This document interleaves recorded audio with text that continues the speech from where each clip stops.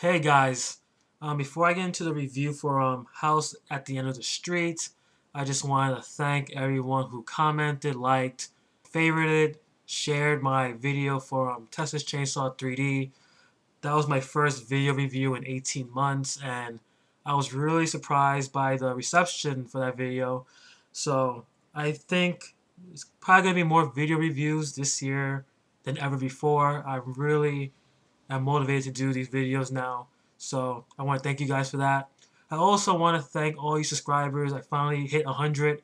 So that's really awesome. So back to the review. So this Wednesday night, I decided to see House at the End of the Street, which came out this week on DVD and Blu-ray. And I missed it in theaters last year. I pretty much saw all the blockbusters. I saw most of the Oscar-nominated films, but I did not get to see this one. And I think that was because I heard nothing but negative things about it. I think friends who saw it did not like it. The critics absolutely hated this movie. I think it was on a ton of worst of lists of 2012, which is really surprising because of Jennifer Lawrence, who really had a solid year in 2012. I mean, with Hunger Games being a big blockbuster, and The Silver Linings Playbook, which she just earned the Oscar nomination for, well earned by the way, great movie. Um, so I was really surprised that the film was really not well received at all. I mean, the advertising, the trailers, it made it look pretty good, but the movie was not received at all that favorably. Even though it did make money, it made $40 million, I think, on a $7 million budget. So definitely a success. Probably see a sequel down the line, maybe some kind of direct to DVD sequel, something like that. But yeah, but I finally got to watch it, and you know, it's one of those films that I don't. I don't want to say I regret watching because I don't, but I could see why people did not like it. And it's not a great film. Definitely Jennifer Lawrence's worst film I've seen her in. But yeah, House at the End of the Street really shows what mainstream horror has become in the past few years. I mean, this film is just derivative, is generic, really cliche, and it just doesn't know what it wants to be. It doesn't know um, how to tell a good story. I mean, that's the real issue with House at the End of the Street.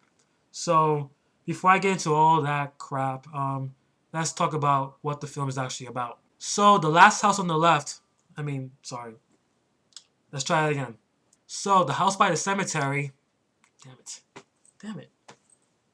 So the house on the edge of the park, fuck, what the fuck is this movie called? So the house at the end of the street, or also known as hashtag hates, sounds like an exploitation movie, but it's far from it. I mean, this film is not exploitative at all. What the movie's about is that this mother and daughter, Alyssa and Sarah, Alyssa's played by Jennifer Lawrence, and Sarah's played by Elizabeth Shue. They rent this very lovely house. And the reason they can afford this house is because the house across the street has some tragic history to it. Apparently, this young girl murdered her parents one night, just butchered them.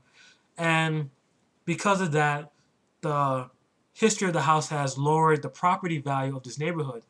And this has angered pretty much the entire neighborhood. All the residents loathe this house, but they can't get rid of it because the last living relative of this family, named Ryan, played by Max Terriot, is living there.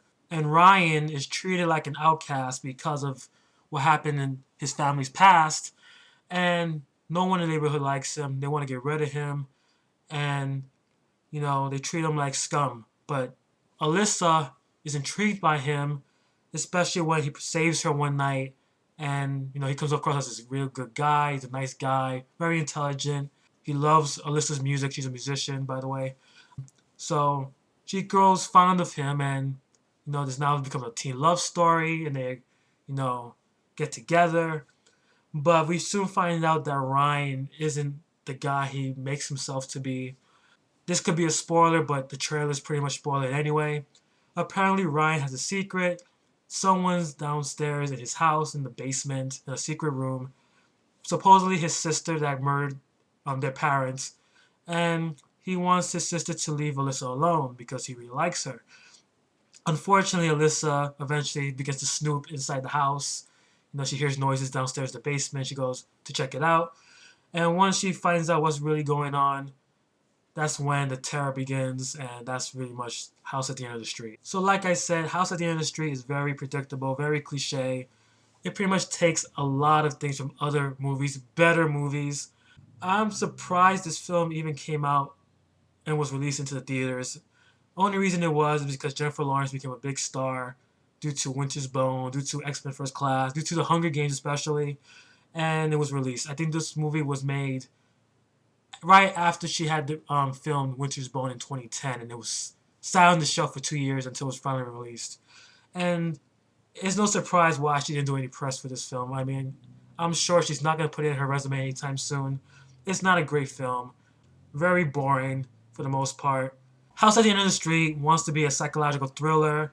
I believe the filmmakers claimed they were inspired by Hitchcock, and one of the twists leads you to believe that is the case. I mean, it is inspired by a certain Hitchcock film, and I don't want to say what the film is. I mean, I'm sure you go on Google, you can find out what it is.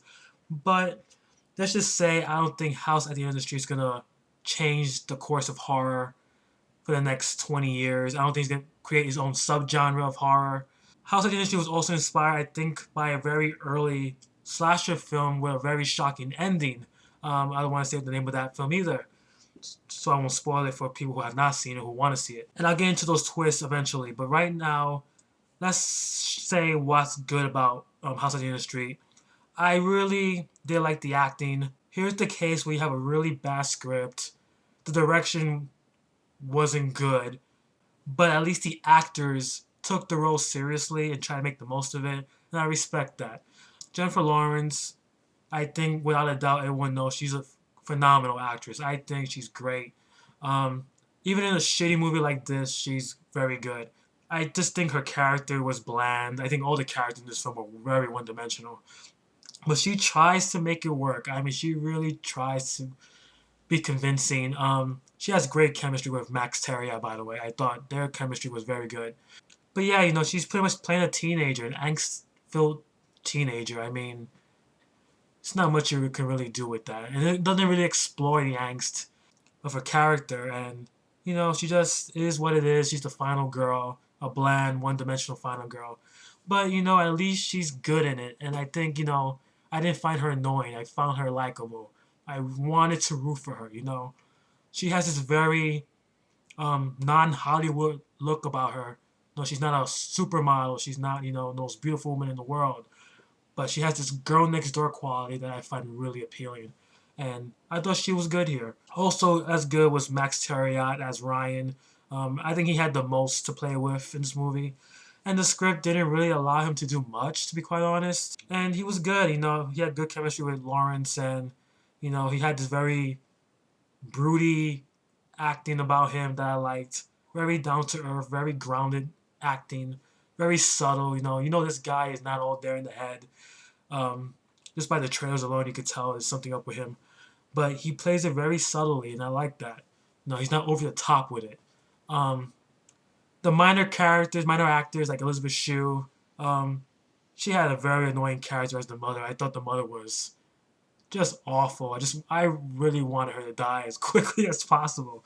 Um, but I love Elizabeth Shue. I've been loving her since the '80s. So any film she's in, good or bad, we'll see it. And Gil Bellows as the cop, I thought was okay. Wasn't given much to do, but he's a good actor, and I mean the actors try to make a good film here. I mean there were a lot of stuff going against them, but they tried and they tried, and I didn't think the acting was a problem at all. Every person played their role fine, so I'm cool with that. I also like certain sequences, visual sequences. I thought, the opening sequence was actually shot pretty interesting. I like that.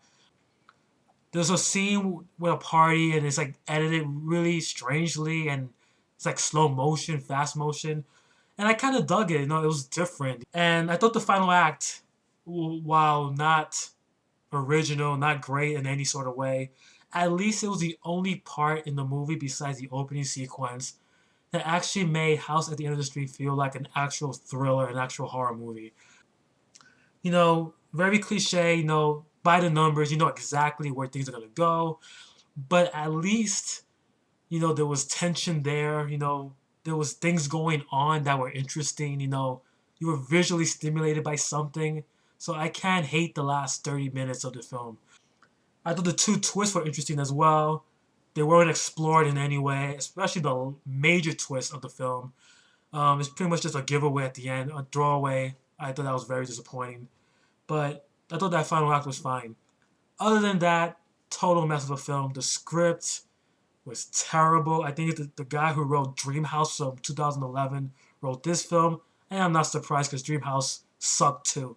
But yeah, this film had really bad dialogue, very generic dialogue. I mean, you know exactly what these people will say. Everything was on the nose. The characters were very unlikable, one dimensional.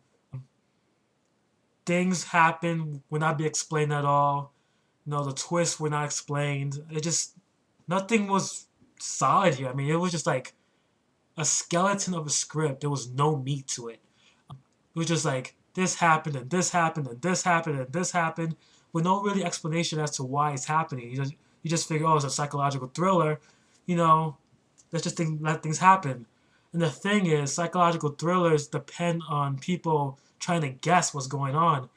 And this film pretty much gives it away within the first half hour. I mean, this is ridiculous. I thought the direction, some of it was annoying. There's a lot of shaky cam that I did not like at all, especially during the dinner scene where it should be on a tripod, but it just kept shaking, shaking, shaking. I'm like, what's the point of that? And there was like moments where the director was just trying to do different effects on the visuals, and it just made it seem really silly. Yeah, I can't recommend this film at all. I just thought, there's nothing really to say about it. That's the problem with this film. I'm babbling because I really don't know what to say about it. I don't know what to tell you. It's just very boring.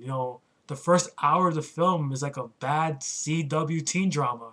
I thought I was watching Heart of Dixie for a second. I don't know what the hell this film was. But yeah, just a case where really good actors are in a really bad film. Was it the worst film I've seen of 2012? No. Was it the worst film I've seen ever? No. It did have its moments. The acting was fine. I'm just gonna cut this review short. I'm gonna give it a 1.5 out of 4. It's not the worst film. I didn't think it was terrible. I didn't want to turn it off any time, but I just thought it was dull. It was just a very bad version of a psychological thriller. Hitchcock would probably roll in his grave if he knew that this movie was inspired by his work. It was really bad. I can't recommend it at all. I'm sure there's people out there that really liked it. It was not for me. It's not my demographic. This film is made for 12 to 16-year-old girls who will really fall in love with the teen romance subplot and jump at the jump scares that the film provides. Yeah, this is not my film. So I'm just gonna end the review here. House at the End of the Street, 1.5 out of 4. Not recommended at all. So if you've seen it or you want to see it, you can comment on this review. Please like, please subscribe, as usual.